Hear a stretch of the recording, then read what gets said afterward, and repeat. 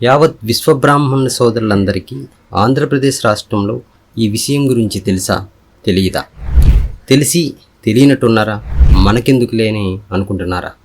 సమయం వచ్చినప్పుడు కూడా స్పందించకపోతే, మన సాహిత్యం మన చరిత్ర బయట పెట్టకపోతే ఎలా తెలుస్తుంది ఈ సమాజానికి? ఎలా గుర్తిస్తారు? ఆ గుర్తింపు లేకపోవటం వల్లే ఈరోజు మనకి ప్రభుత్వం అందులో స్థానాన్ని కల్పించలేదు. ఎందులో స్థానాన్ని కల్పించలేదు అంటే ఈ వీడియో పూర్తిగా చూస్తే మీకు తెలుస్తుంది.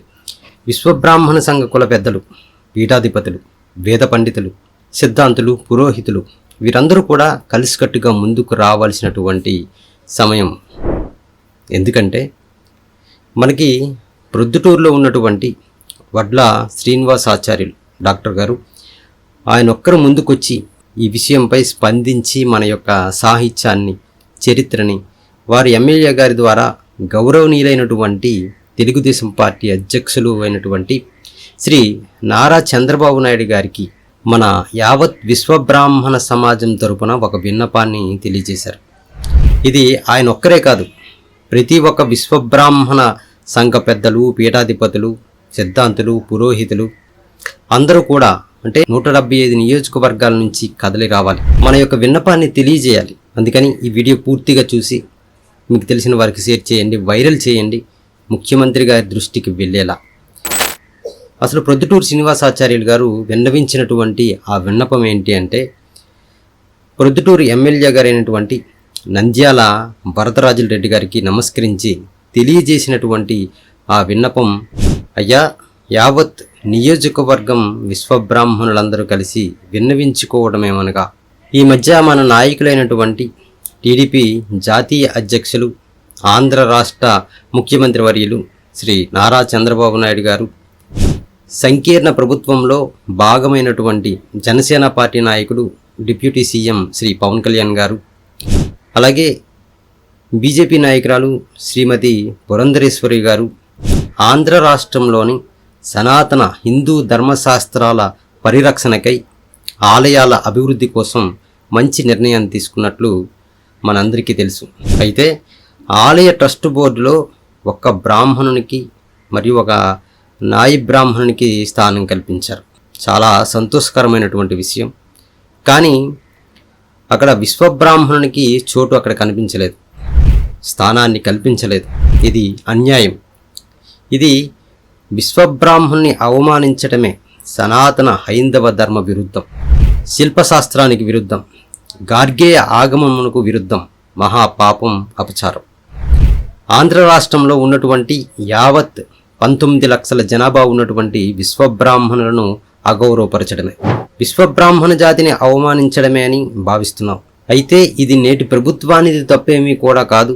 ఇలా జరగడానికి కారణం టీడీపీలో ఉన్నటువంటి కొందరు విశ్వబ్రాహ్మణ నాయకులకు అవగాహన రాహిత్యం వల్ల, అలసత్వం వల్ల ఇది జరిగింది. విశ్వబ్రాహ్మణుల యొక్క చరిత్ర గురించి తెలుగుదేశం పార్టీ, జనసేన మరియు బీజేపీ పెద్దలకు తెలియజేయకపోవటం వల్ల ఈ సమస్య వచ్చిందని మేము గ్రహిస్తున్నాం. కనుక మేము విశ్వబ్రాహ్మణులం అందరం స్పందించాల్సినటువంటి అవసరం వచ్చింది. చరిత్రను పూర్తిగా తెలుసుకొని సవరణ చేసి విశ్వబ్రాహ్మణులకు స్థానం ఆలయ ట్రస్ట్ బోర్డు నుండి కల్పించాలని కోరుతున్నాం. కారణం ఏంటి అంటే, సనాతన హైందవ ఆలయానికి సంబంధించినటువంటి విషయాలలో పెద్దపీట విశ్వబ్రాహ్మణులకు మాత్రమే ఉంది.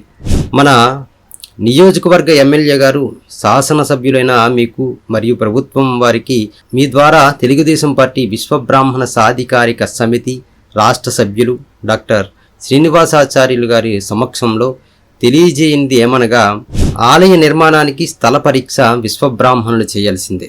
మరియు ఆలయాన్ని విశ్వకర్మ వాస్తు శాస్త్రరీత్యా నిర్మించాలన్నా మరియు విశ్వకర్మ వాస్తు శాస్త్రం కూడా విశ్వబ్రాహ్మణులదే. అలాగే గార్గేయ ఆగమ శాస్త్రాలు కూడా విశ్వబ్రాహ్మణులవే. ఆలయం నిర్మించడం, ఆలయం యందు ఉన్నటువంటి మూల విరాట్ విగ్రహముల నుంచి మిగతా యావత్ విగ్రహాల శిల్పం అంతా కూడా చేసేటటువంటిది విశ్వబ్రాహ్మణులు మాత్రమే. విగ్రహం యొక్క ప్రాణ ప్రతిష్ఠ, విగ్రహ ప్రతిష్ఠ, యంత్ర ప్రతిష్ఠ, ధ్వజస్తంభ ప్రతిష్ఠ, మంత్రోచ్చారణతో చేసేటటువంటి ప్రక్రియలన్నీ కూడా శిల్పి బ్రాహ్మణులైనటువంటి విశ్వబ్రాహ్మణుడు మాత్రమే శిల్పశాస్త్రములు మరియు గార్గేయ ఆగమ శాస్త్రాల ప్రకారం చేయాలి. చేస్తున్నారు. ఇందుకు సాక్ష్యం కూడా ఉంది. గతంలో 1600 సంవత్సరంలో నుండి 1940 సంవత్సరం వరకు దాదాపు కొందరు విషయాలు పూర్తిగా తెలియని సప్తార్షేయ బ్రాహ్మణులు శూద్రులుగా విశ్వబ్రాహ్మణుల్ని తప్పు పట్టినప్పుడల్లా కూడా విశ్వబ్రాహ్మణ పెద్దలు ఎంతో ఆవేదన చెంది ఎంతో వ్యయ ప్రయాసలతో ధైర్యంతో సాహసంతో భారతదేశం అంతటా కూడా చాలా ప్రదేశాలలో నైజాం ప్రభుత్వం ఉన్నప్పటికీ అలాగే బ్రిటిష్ ప్రభుత్వం ఉన్నప్పటికీ న్యాయస్థానాలకు వెళ్ళి అక్కడ తప్పుడు ఆరోపణలు చేసినటువంటి బ్రాహ్మణులపై కేసులు పెట్టి కేసులు గెలిచారు. తప్పుడు ఆరోపణలు చేసినటువంటి బ్రాహ్మణులకు జైలు శిక్షలు మరియు జరిమానాలు కూడా విధించడం జరిగింది. అలాగే ఆ విశ్వబ్రాహ్మణులకు ఆ కేసులకైనటువంటి ఖర్చులన్నీ కూడా ఆ బ్రాహ్మణుల చేతే కట్టించడం జరిగింది. చాలా కేసుల్లో ఆలయ ప్రథమ సత్కార అర్హత కలిగినటువంటి వారు కేవలం విశ్వబ్రాహ్మణులని, విశ్వబ్రాహ్మణులు మాత్రమే ఆదిమ బ్రాహ్మణులని, విశ్వబ్రాహ్మణులు మాత్రమే పరిశుద్ధ బ్రాహ్మణులని, విశ్వబ్రాహ్మణులకు ఆలయానికి చెందినటువంటి అన్ని పూజా కైంకర్యాలు చేయటానికి సర్వ హక్కులు కలిగి ఉన్నారని రుద్రాభిషేకం, ప్రాణప్రతిష్ఠ, విగ్రహ ప్రతిష్ఠ, యంత్ర ప్రతిష్ఠ, పెళ్ళిళ్ళలో పౌరోహిత్యం చేసేటప్పుడు ఎవరు కూడా వారిని అడ్డుకోకూడదని, ఆటంకపరచరాదని వివిధ న్యాయస్థానాలు తీర్పులు ఇవ్వటం జరిగింది. ఆలయాల మూల విరాట్టుకు సంబంధించినటువంటి అన్ని వజ్ర వైడూర్య బంగారం రాగి వెండి కిరీటములు సింహాసనములు ఆభరణములన్నీ కూడా మరియు పంచలోహ విగ్రహాలు కూడా విశ్వబ్రాహ్మణులు మాత్రమే తయారు చేస్తారు. శివపార్వతులకు వివాహం చేసినటువంటి పురోహితుడు విశ్వరూపాచార్యుడు ఆయన కూడా విశ్వబ్రాహ్మణుడే. అలాగే దేవతలకే పౌరోహిత్యం చేసినటువంటి వారు విశ్వబ్రాహ్మణులు. దేవతలకు గురువు అయినటువంటి బృహస్పతి కూడా విశ్వబ్రాహ్మణుడు. రాక్షసుల గురువు శుక్రాచార్యుడు కూడా విశ్వబ్రాహ్మణుడే. దేవాలయాల రక్షణ కొరకు ముఖ్యమైనటువంటి ఉక్కు చెక్క రక్షణ ద్వారాలు, కిరీటాలు, ప్రసాద తయారీకి కావలసినటువంటి పరికరాలు, పూజకు సంబంధించినటువంటి సమస్త వస్తువులు, ఉత్సవ విగ్రహ రూపంలో ఉన్నటువంటి భగవంతుణ్ణి మాడవీధుల్లో ఊరేగించేందుకు ఉపయోగించేటటువంటి రథం కూడా రథాకార శిల్పులైనటువంటి విశ్వబ్రాహ్మణులే తయారు చేస్తారు. ఆలయానికి సంబంధించిన అన్ని వస్తువులు చేసి ఇచ్చేది విశ్వబ్రాహ్మణుడే. అమ్మవారి మెడలో ఉన్నటువంటి మాంగళ్య సూత్రం అది కూడా విశ్వబ్రాహ్మణులు మాత్రమే శాస్త్రోక్తంగా వేదముల యందు చెప్పబడి ఉన్నటువంటి ఒకే ఒక భగవంతుడు విశ్వకర్మ భగవానుని యొక్క పూజ చేసి తయారు చేసిస్తారు. హిందువులకు ప్రామాణికమైనటువంటి వేదముల యందు దాదాపు 70% గొప్పగా చెప్పబడి ఉన్నది కేవలం శిల్ప బ్రాహ్మణులైనటువంటి విశ్వబ్రాహ్మణుల గురించి మాత్రమే. విశ్వబ్రాహ్మణుడు ఈ విశ్వానికే బ్రాహ్మణత్వాన్ని చాటి చెప్పినవాడు. బ్రాహ్మణుడు అంటే బ్రహ్మజ్ఞానం, గొప్ప వేదజ్ఞానం ఉన్నవాడని అర్థం. గాయత్రి విశ్వకర్మ, మహాకాళికాదేవి, శ్రీ వీరబ్రహ్మేంద్ర స్వామి, శ్రీ సనారి విశ్వేశ్వర స్వామి, శ్రీ ఆదిశంకరాచార్యుల వారు, ఈశ్వరీదేవి వీరందరూ జన్మించినటువంటి ఈ విశ్వబ్రాహ్మణ కులం గురించి దయచేసి తెలుగుదేశం పార్టీ నాయకులైనటువంటి చంద్రబాబు నాయుడు గారికి మీ ద్వారా మేము తెలియజేయాలి. గతంలో 100 ఏళ్ల కిందట హిందూ మతం చాలా దయనీయ స్థితిలో ఉన్నప్పుడు జగద్గురు ఆదిశంకరాచార్యులు అద్వైత సిద్ధాంతాన్ని ప్రవేశపెట్టి అఘోరాతత్వమును తీసుకొచ్చి హిందూ ఆలయాలని కాపాడటం, హిందూ మతాన్ని కాపాడటం, హిందూ ధర్మాన్ని ప్రచారం చేయటం జరిగింది. అలాగే వేదముల గురించి బంగారు వెండి రాగి పలకలపై చెక్కి భద్రపరిచినటువంటి వారు కూడా విశ్వబ్రాహ్మణులు. జగద్గురు అనేటటువంటి బిరుదు కేవలం విశ్వబ్రాహ్మణులకు మాత్రమే సొంతం. అలాగే విశ్వబ్రాహ్మణ కులస్తుల పేర్లు ముందు బ్రహ్మశ్రీ, పేరు చివర ఆచార్య ఉన్నటువంటిది ఏకైక మొదటి కులం విశ్వబ్రాహ్మణులని. అలాగే గురువులను సంస్కృతంలో ఆచార్య అని, అదే సాధారణ తెలుగు భాషలో ఆచార్యగా మారింది.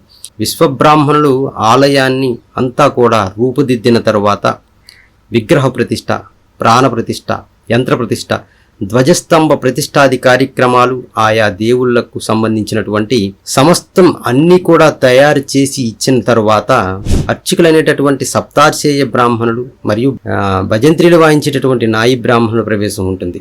అర్చకులు అనగా కేవలం బ్రాహ్మణులు మాత్రమే కాదు, గాయత్రి దంద్యం ధరించి ఉన్న ప్రతి హిందూ కులజుడు కూడా తగు సంస్కారములతో అర్చకుడు అవ్వచ్చు.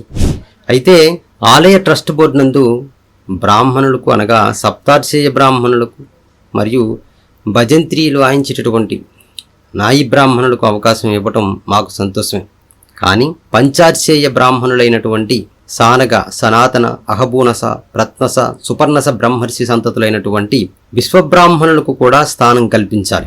భారతదేశం అంతటా ఉన్న గొప్ప ఆలయాలు, అబ్బురపరిచేటటువంటి అద్భుతమైనటువంటి శిల్పకళను చూడటానికి దేశ విదేశాల నుంచి వచ్చేటటువంటి ప్రజల వల్ల వందల వేల కోట్ల రూపాయలు రాష్ట్ర మరియు కేంద్ర ప్రభుత్వ శాఖ అయినటువంటి టూరిజం శాఖకు విశ్వబ్రాహ్మణ యొక్క శిల్పుల వల్లనే వస్తుంది. జగద్గురువులైనటువంటి సర్వవృత్తులకు ఆద్యులైనటువంటి విశ్వబ్రాహ్మణులకు ఆలయ ట్రస్ట్ బోర్డు యందు పెద్దపీట వేయాల్సిందిగా ప్రార్థిస్తున్నాం. చరిత్ర క్షుణ్ణంగా పరిశీలించి ఇంకా మెరుగైనటువంటి నిర్ణయాలు తీసుకోవలసిందిగా కోరుకుంటున్నామని, మన విశ్వబ్రాహ్మణులు అందరం తెలుగుదేశం పార్టీ నాయకులైనటువంటి అధినాయకుడు నారా చంద్రబాబు నాయుడు గారికి, వారి కుమారుడైనటువంటి నారా లోకేష్ గారికి, జనసేన పార్టీ అధినేత పవన్ కళ్యాణ్ గారికి, బీజేపీ నాయకురాలైనటువంటి శ్రీమతి పురంధరేశ్వరి అమ్మగారికి, అనగా సంకీర్ణ నేటి ఉమ్మడి ప్రభుత్వాన్ని కోరుకుంటున్నాం. సృష్టికర్తలు అని పిలువబడేటటువంటి విశ్వబ్రాహ్మణులకు న్యాయం చేయాల్సిందిగా ప్రార్థిస్తున్నాం.